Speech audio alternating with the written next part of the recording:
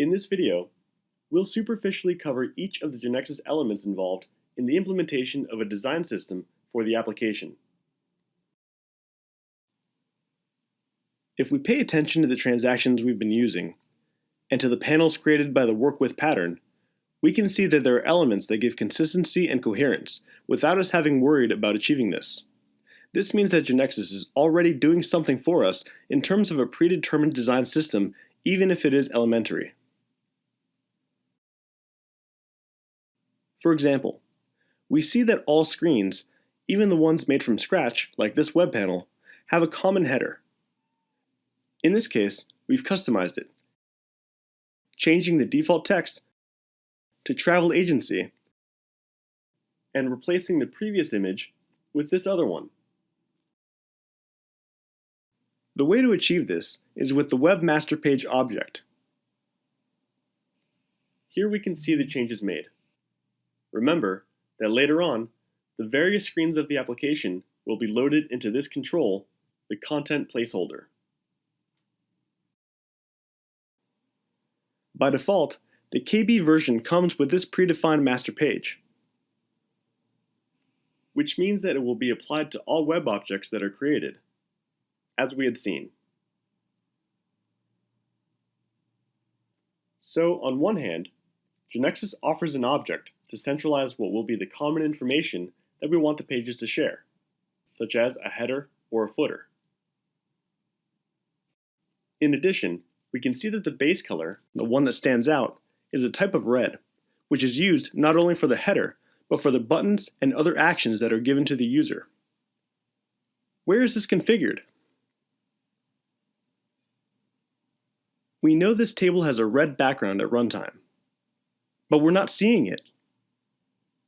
Still, note that the control, in this case of the responsive table type, has a pair of defined classes, not coincidentally, under the group Appearance. If we select the Class tab, we'll see that the properties of the second one of the classes associated with that table are being edited. And there we see defined, among other things, the red background color that we had seen. Classes are useful because they allow you to centralize the design of that type of control, in this case, the table. Then, in this case, other tables located in the same or in other forms can share the same definition. So if you want to change, for example, the background color from red to blue for those controls, it's not necessary to do it one by one in each control, that is to say, in each table, but it's done directly in the class, and that already affects all the controls that have it associated.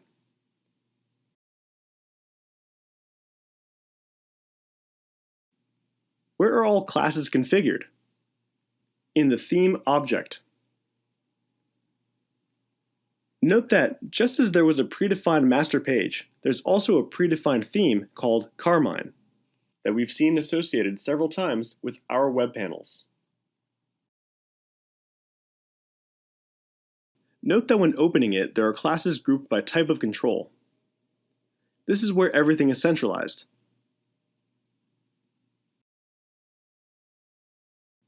Also note that the Colors tab shows the color palette of the same name.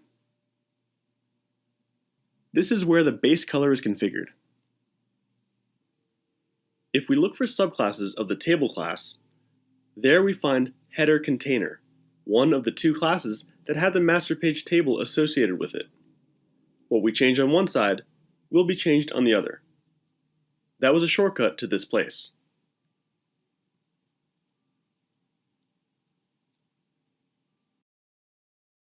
If we look at the update or delete options of the work with pattern, which, as we know, have the base color at runtime, we'll see that the type of control is attribute variable. Also, that its assigned class is this predefined one. We can edit its properties from here. We do this knowing that what we modify here will be modified at central level in the theme object. So, any other attribute variable control that has this class will also be modified. In short, every control in a form has individual properties, which can be configured for it alone, and then properties that will come from its assigned class, which are those that involve design aspects, and that will be shared by many controls of the same type. We can already note that in this particular case, in which the control is, in addition, a grid column, another class is displayed to be associated with it, which is the class that rules the design and behavior of the column. And if we look again at the predefined design of the transaction and the work with element, we see that the most relevant data is shown in white on gray with rounded edges.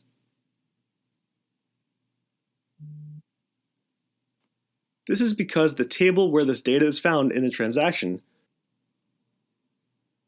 was assigned this class. It specifies white as the background color and a radius for the 4 edges.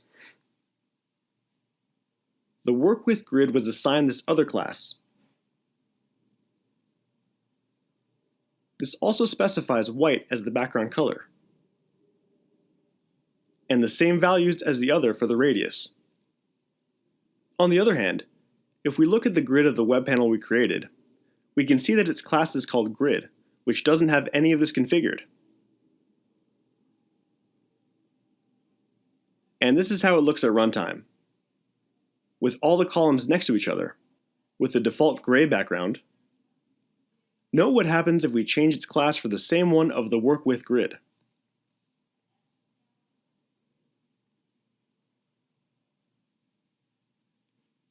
And to maintain the consistency of the design system, for the update action, we had already changed the image for the text block, so that it's identical to that of the work with.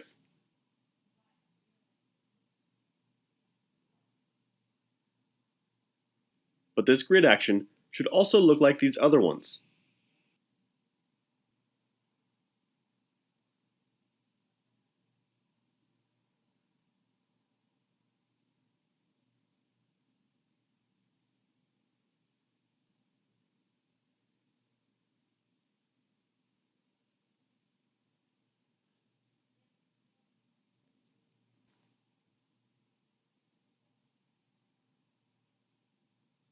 From what we've seen, we can infer that a very high percentage of the design system is specified in the theme object, through its classes, the predefined ones and the ones we add.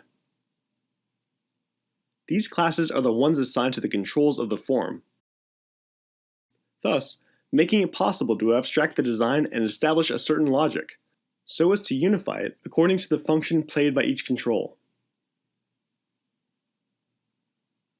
Therefore, a crucial aspect of design will be to identify the classes that we'll need for the controls, and then apply them. Returning to the predefined settings, remember that some browsers offer a display mode, in this case by pressing F12. This allows you to vary the size of the screen to see how it would look.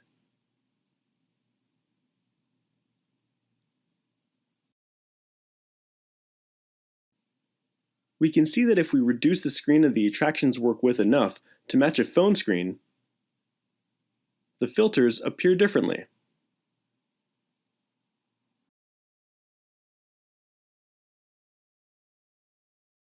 And, for example, the field for the user to enter a filter by attraction name appears below the title and not on the right.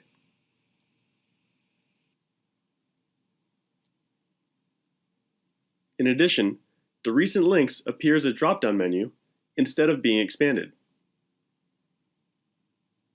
And the image of the master page is displayed underneath and not on the side.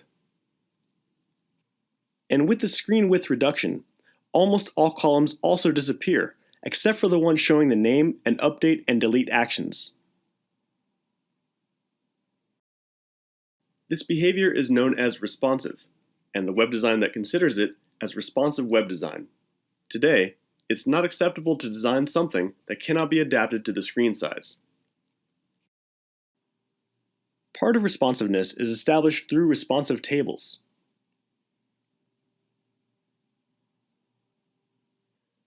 For example, this table of the attractions work with created by the pattern, which we see as responsive, contains these 4 controls. The first one corresponds to the additional filters. The second one corresponds to this text block. The third one corresponds to the insert action. And the last one corresponds to the filter variable that we saw. If we edit the table properties,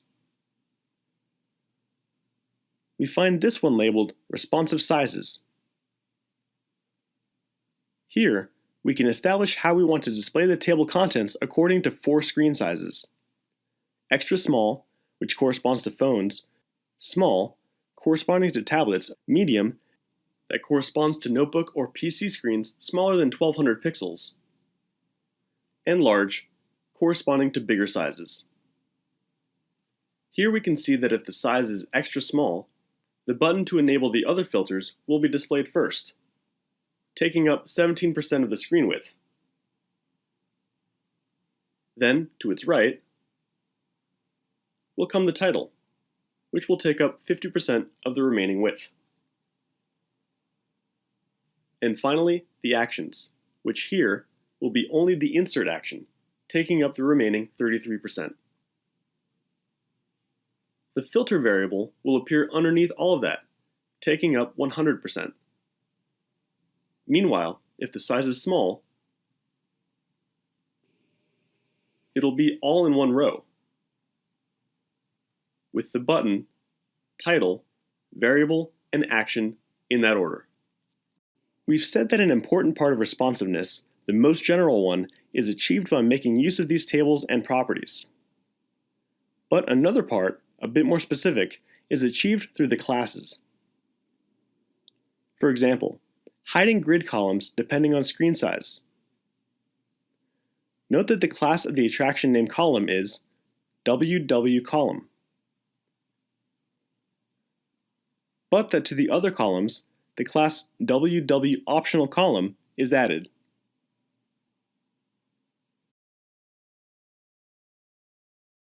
If we select the theme, we'll see these 2 columns. They allow us to vary the values of the class properties according to the size of the screen. By default, only 2 are set: small and extra small. But actually, there are 3, because the values in the default column correspond to medium and large. So, even if the display property of this class doesn't say anything, it means that it'll be displayed at runtime for medium and large screen sizes. For small and extra small, it has the none value. That's why they're not displayed.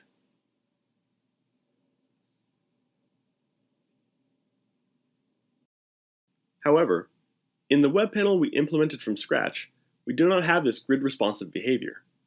By decreasing the screen size, we still see the same columns. The only predefined responsiveness we have is the one that comes from the master page, where, for extra small size, the image is at the bottom and not on the right, and the list of recent links appears as a vertical menu. For our web panel itself, the one that involves the filter fields, which are taking up 100% of the width with their label on top, for small sizes onwards, they're on the left. Therefore, to make sure that the grid of our web panel in small size doesn't show other columns than those of the name of the attraction and actions, we change the classes of the columns according to what we've just seen.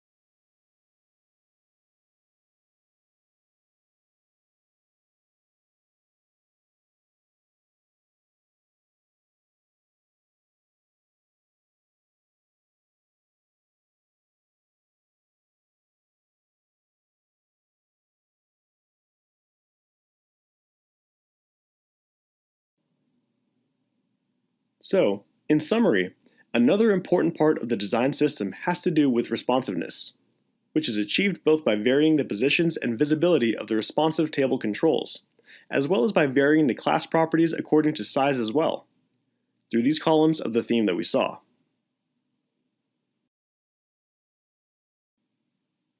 To achieve all of this, we didn't have to do almost anything. We only had to replicate what the work with pattern did automatically, together with the theme. For this reason, we say that GeneXus provides a basic, predefined design system that we can use in our web panels. Another part of all of this will have to do with the controls we use. For example, in our web panel, where we replicated that of the work with, we don't have the paging that the work with has.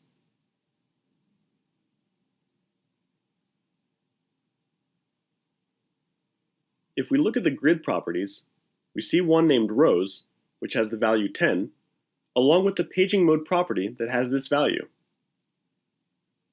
Let's do the same on our grid. The value 0 indicates that all rows will be loaded. By changing its value to 10, we're instructing it to paginate, which means to bring 10 records from the database at a time. Note that the paging property shows the same value it had for the work with. Let's generate this object and try it. Here, we see that all the tourist attractions have been loaded, but if we refresh now, we see the paging option in action. Now let's change the page size to 5 rows, and change the paging property to take the infinite scrolling value and try it. We'll change the display for a tablet to see it better. There are 5 rows loaded on the grid, but we don't have the buttons to go to the next page. However, when we scroll, we see the loading message. The next 5 rows are being searched for and loaded on screen, and so on with the last ones. In addition, the information is being displayed in a structured manner, as if it were a table. What if we wanted to see the tourist attractions in a more flexible way? For example, if we only wanted to see a photo and name, but one below the other. For this, we have another type of grid, the freestyle one. We'll drag it to the bottom of the form, start it with the attributes attraction name and attraction photo, and we move them so that the photo is on top. And we remove the label.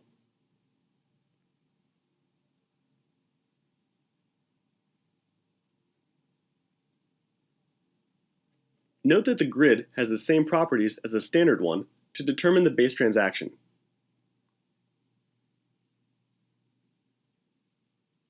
Order, and conditions, so we copy them from the other.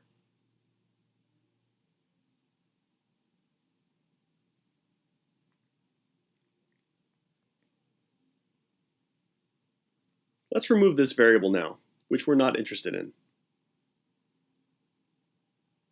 We did not add attraction ID, an attribute that we will need to be loaded, as in the other grid, even if we leave it hidden.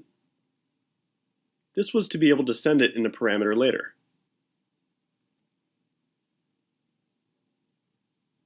Let's try it now. We refresh, and below our standard grid, we see the new one, without any design, of course. Suppose we want the image to appear much larger. Why is it looking so small? If we look at the class of the attribute control in the standard, and in the freestyle grid, we see that by default it was assigned the same class, image attribute, because it's an attribute of image data type. If we go to the theme to look for it, we will see that it has a series of subclasses, among them the one called read-only image attribute. This will be the class applied to our photo at runtime, because the attribute control in this case is read-only. So, even though we see the parent class in the properties, it'll actually apply this child. If we look at its properties, we see that it specifies a width of 50 pixels for the image. That's why it looks so small. If here we change this property so that the width is, for example, 400 pixels, we will get what we wanted for our grid. However, as a side effect, we will cause that any other control that has this class is also modified. In particular, the image in the work width. We don't want this, so we've created another sister class to this one. Here it's already been created, which we called image attribute 2. It was created automatically with all these subclasses, and what we did was to change these properties for the read-only one. We're setting the image to be displayed in its original size, as long as its width does not exceed 400 pixels, and in that case, it should be reduced to that size. So now we'll change the class of our attraction photo control for the second grid to this other one. Let's try it at runtime.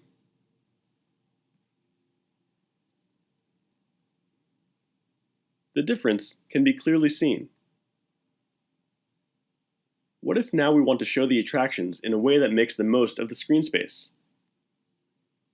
We see that the photos are not of similar size. Let's go to the grid and change its rendering to make it a flexible grid. That is, so that its content can take up the empty spaces on the screen like a puzzle. Let's try it.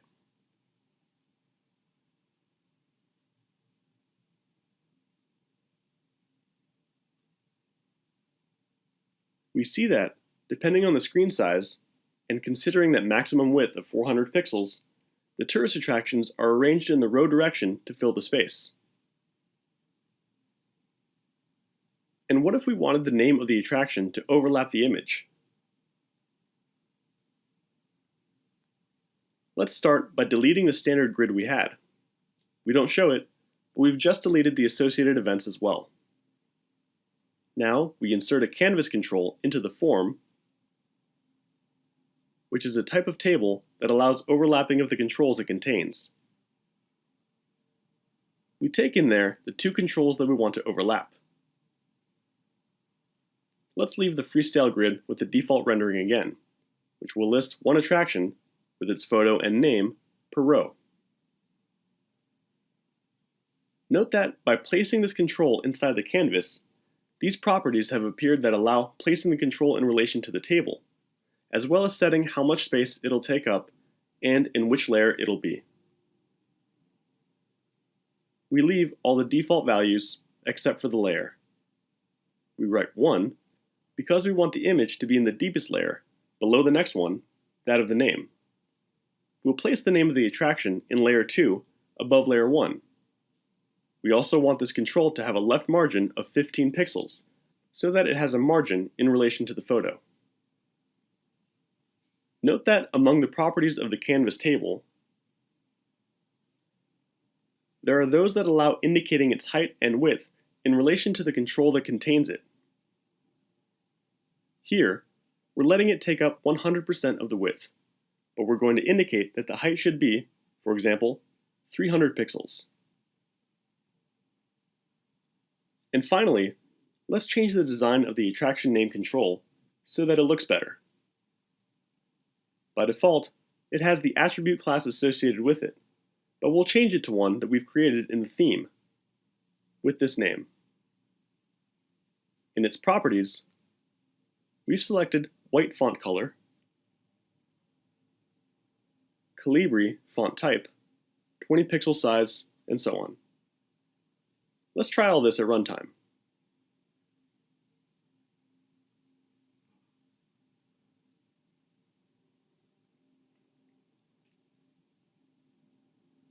If we now click on the name of the Eiffel Tower, we can see its information.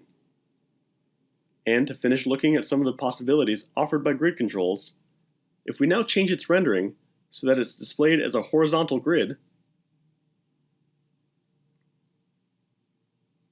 where, for example, for font size, we want it to show only one column, for a small size, 2, for medium 3, and for large 4.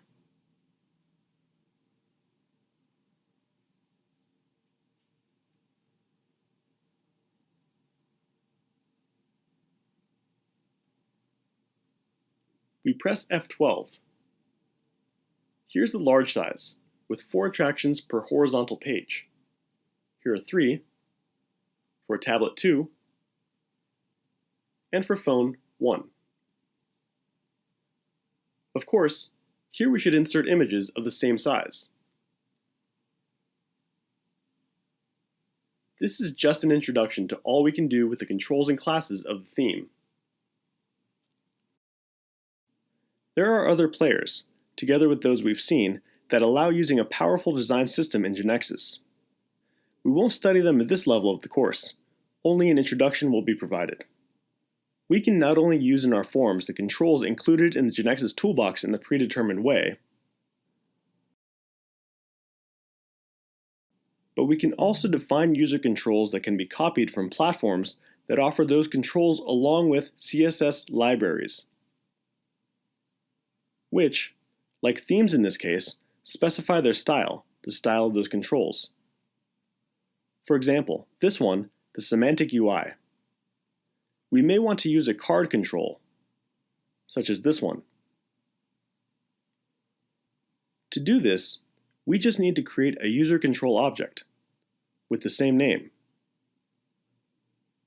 Then copy and paste its HTML code, and change the fixed data to something like names of SDT elements to be able to make it dynamic, which is to say, to dynamically load that control with data that we're going to be able to specify, for example, of the database, and also indicate from where it'll take the CSS, the class design, and do something else. And in this way, we'll have it available in the toolbox to use. In addition, GeneXus offers stencils, which allow repeating the design of the same portion of the screen, a set of controls, in many screens. It's a way to abstract design at a higher level. If we think of the screens of a web application like puzzles made up of atomic pieces, the controls, stencils are a way of grouping together a set of controls whose design will be repeated on many screens. In other words, it's a part made of other smaller parts.